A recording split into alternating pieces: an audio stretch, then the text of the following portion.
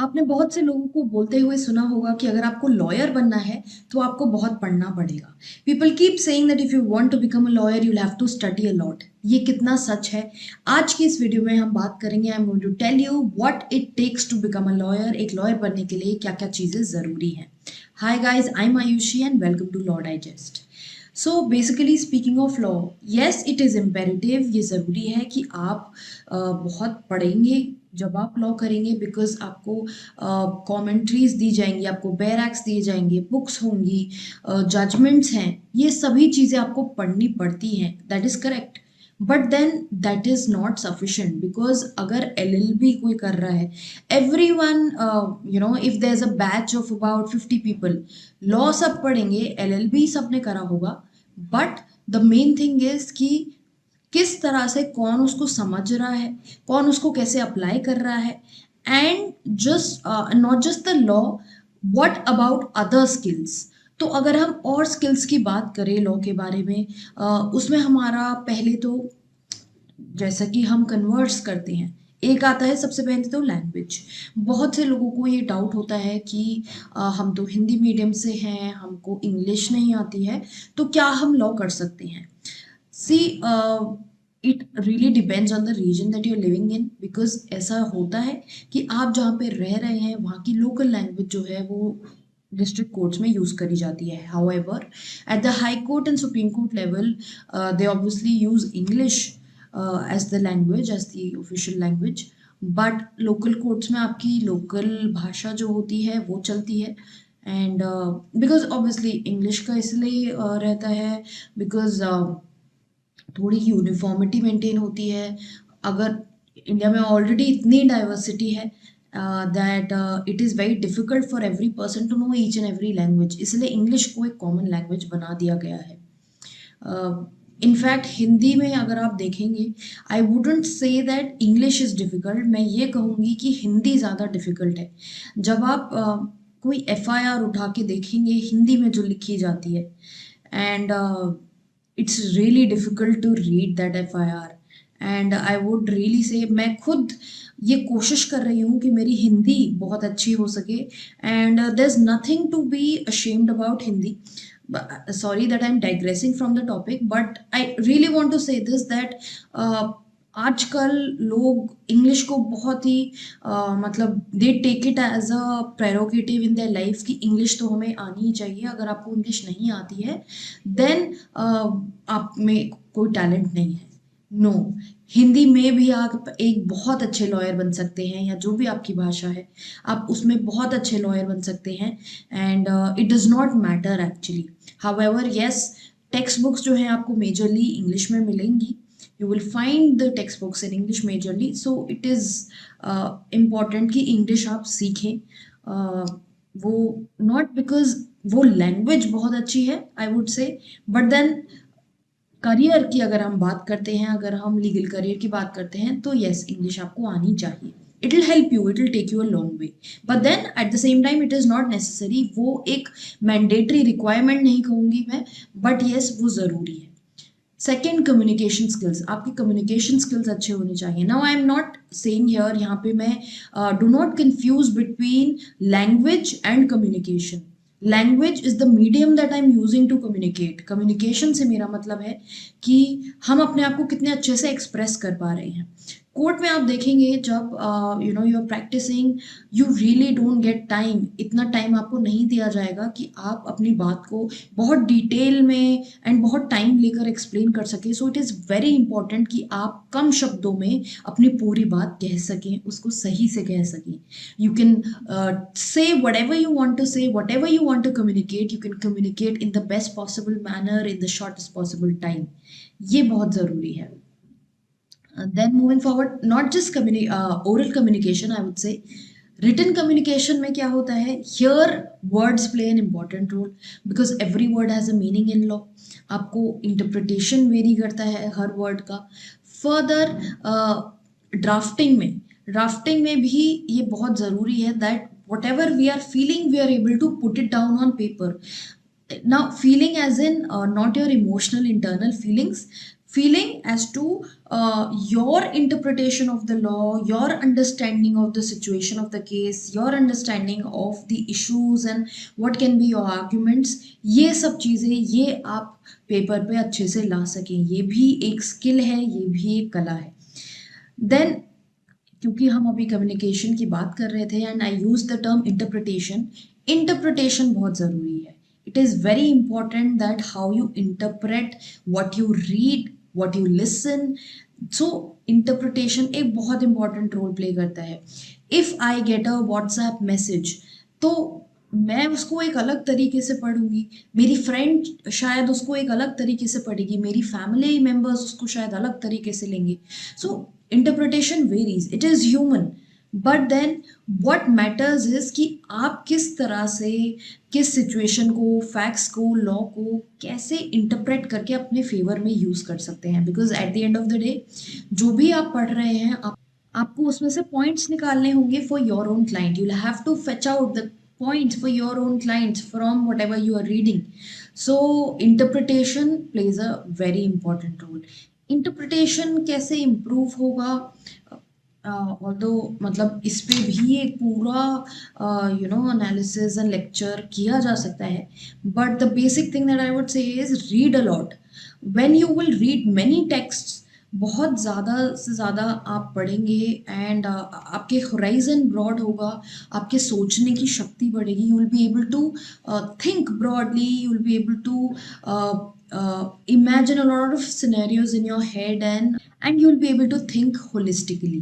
So reading is very important, I would say. Reading में not just reading, your speed also matters, because जब आप law करेंगे and you'll be reading a lot of things, there'll be lots and lots of material and files to read, तो उसमें जो आपकी reading speed है वो अच्छी होनी चाहिए, that matters a lot. Then research. It is not just your communication and your interpretation. Research also matters. अगर आप कोई मैटर देख रहे हैं तो उसमें जो सबसे पहली चीज़ आपको करनी होगी वो रिसर्च करनी होगी। It is not that if I've done LLB, I know everything now, I've studied the law fully, and if any person comes to me for a legal advice, I'll be able to give it right away. That is not so. That is not the case with me per se, and it is not the case with the legal luminaries as well. हर किसी को पढ़ना पड़ता है, research करनी पड़ती है to actually figure out कि किस तरह से हम सामने वाले को बचा सकते हैं किसी सिचुएशन से, या उसको ओपिनियन दे सकते हैं, या उसके राइट्स इन्फोर्स करा सकते हैं।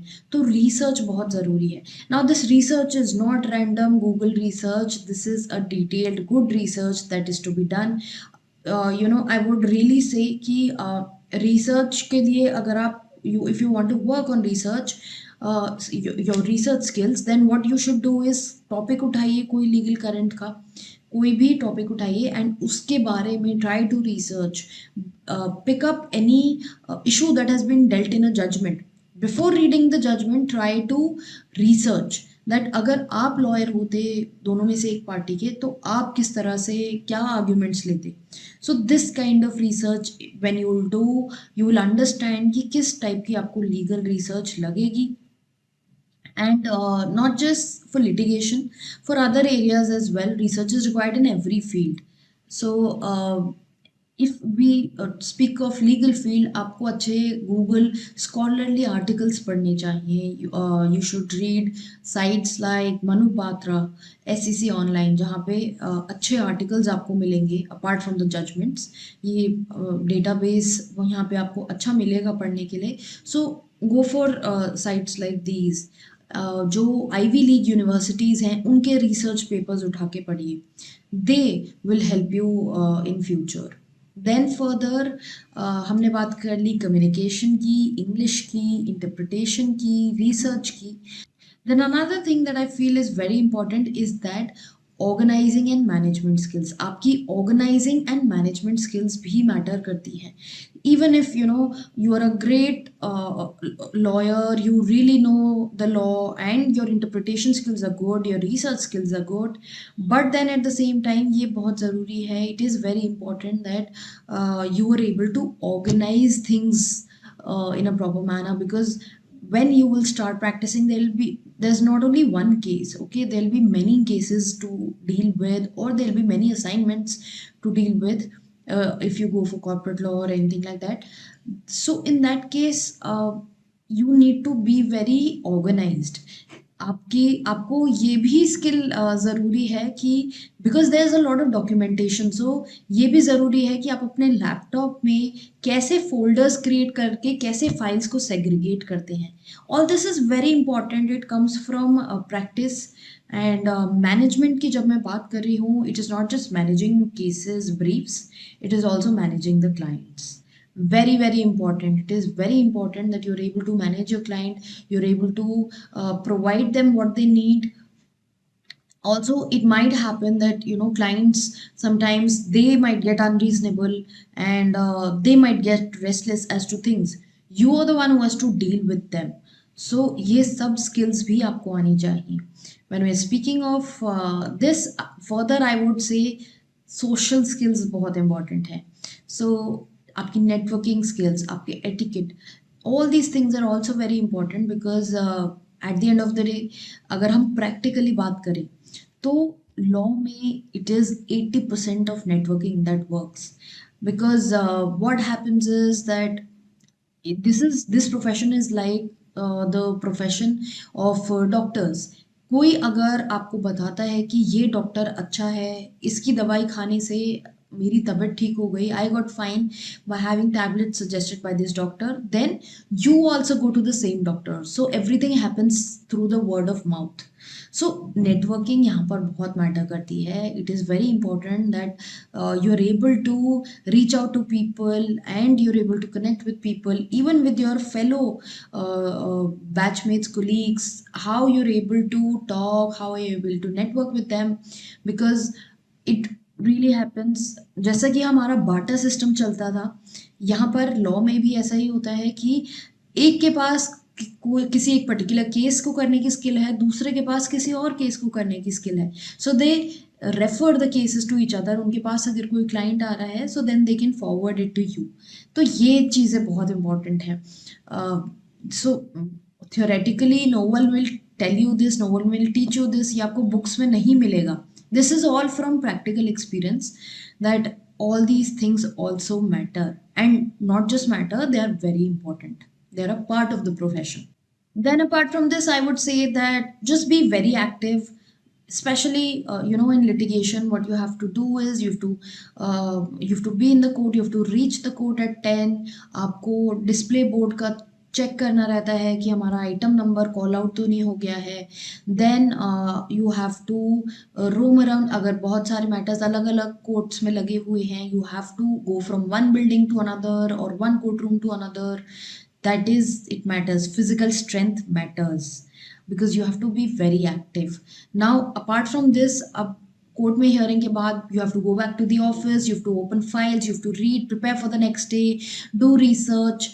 That is also very important. So I would say that be very fit. आपको बहुत एक्टिव होना पड़ेगा अगर आपको लॉयर बनना है. साथ साथ not just being physically active, mentally active. Being mentally active is also very important because law is dynamic. बहुत सारे अमेंडमेंट्स आते रहते हैं. सोसाइटी जो है वो ऐसे ऐसे चेंज होती रहती है. जिस तरह से, उस तरह से लॉ भी चेंज होता रहता है. So you have to be very very active. Keep reading the legal news, keep following the amendments. कोई अमेंडमेंट अगर आता है उसको नोट डाउन कीजिए. कुछ ऐसे अमेंडमेंट्स होते हैं जो केस लॉज के थ्रू आते हैं बिकॉज प्रेसिडेंट्स, आपने कॉन्सेप्ट पढ़ा ही होगा या पढ़ेंगे अगर आप लॉ करना चाहेंगे तो प्रेसिडेंट का कॉन्सेप्ट बहुत इंपॉर्टेंट है. एंड प्रेसिडेंट्स के थ्रू लॉ चेंज भी होता है, which might not change in the books. Bare act में आपको वो नहीं मिलेगा. तो ये सब चीज़ें भी बहुत ज़रूरी हैं. So with this, I'm going to end this video.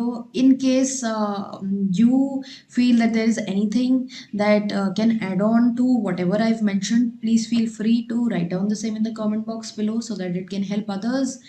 And just in case you're looking for more such videos, आपको legal career में अपने guidance चाहिए, or any other sort of academic or legal help that you're looking for, then you can reach out to me through the social media platforms that I'm available on.